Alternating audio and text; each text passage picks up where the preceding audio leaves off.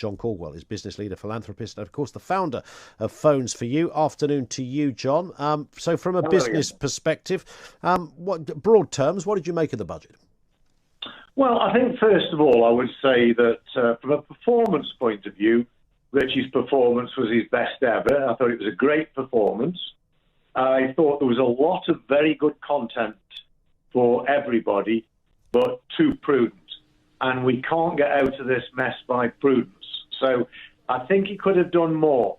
But if you look at some of the major highlights, I think without doubt the 130% in tax relief to people, to businesses that invest in their equipment and plant and machinery to make themselves more efficient.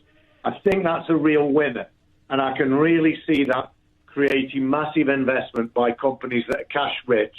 And with that investment, of course, they will become more efficient and they will generate more jobs. So that's really, really good. Yeah. I love the green bank investment idea because we do need to do everything possible to invest in our environment, both from a point of view of longevity of the planet, but also in terms of Britain becoming a world leader in green and environmentally friendly techniques.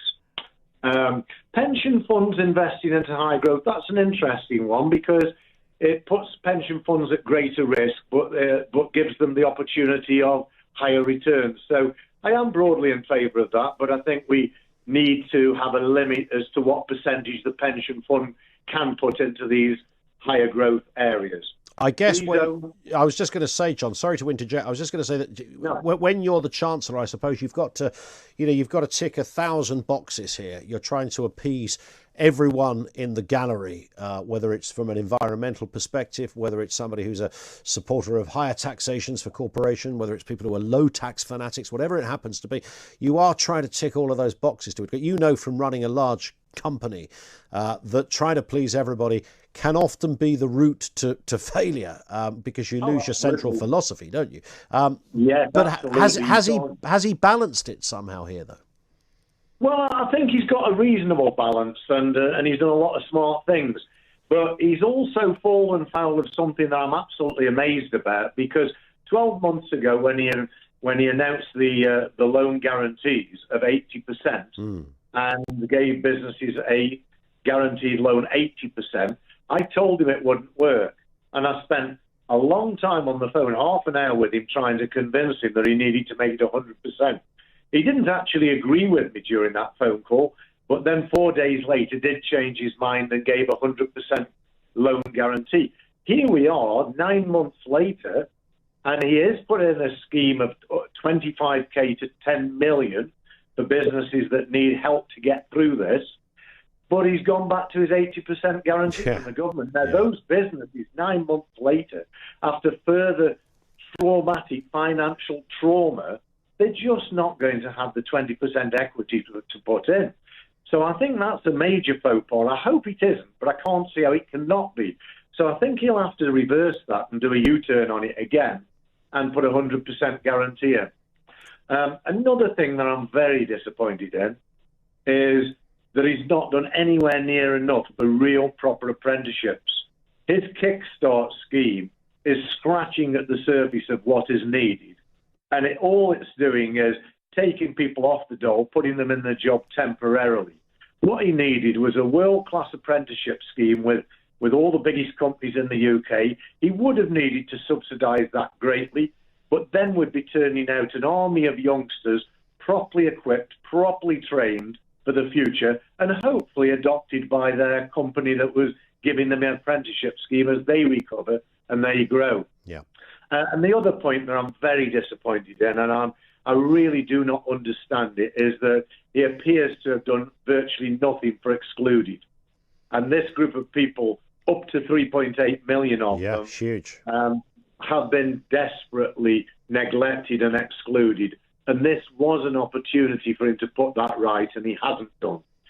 So my summary is, a great performance, a lot of good stuff, but he could have done better, and he could have done better for the benefit of the UK long term, not necessarily exposing us to greater risk, but investing, and I say investing, not spending, there's a big difference, investing in areas that would create GDP growth, jobs, and therefore wealth for the exchequer and wealth for the economy.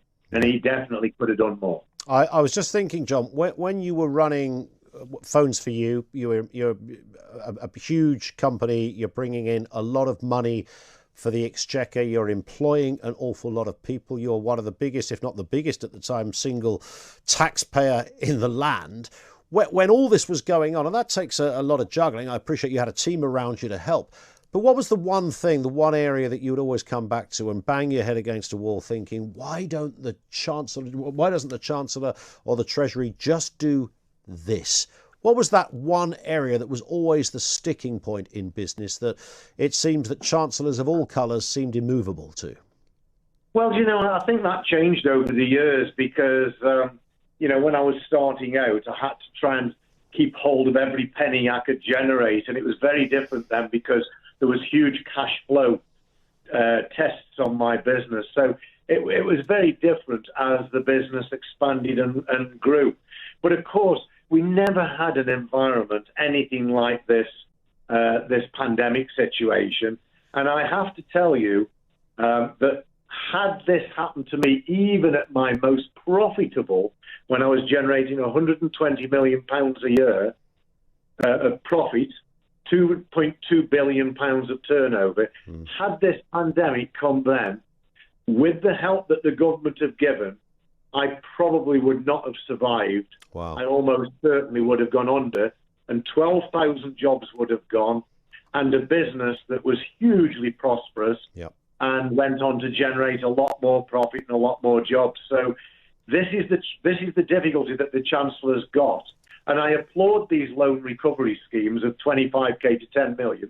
It's not enough for some big businesses, but it's enough for lots of small to medium. The problem is he must put 100% guarantee in, else people will not be able to avail themselves of those guarantees, and businesses will go under, and jobs will be lost more than necessary. So he has got a tricky job, but he's very worried about exposing the government balance sheet to risk regarding increasing interest rates. Now, I see almost zero risk of that or inflation in the short to medium term.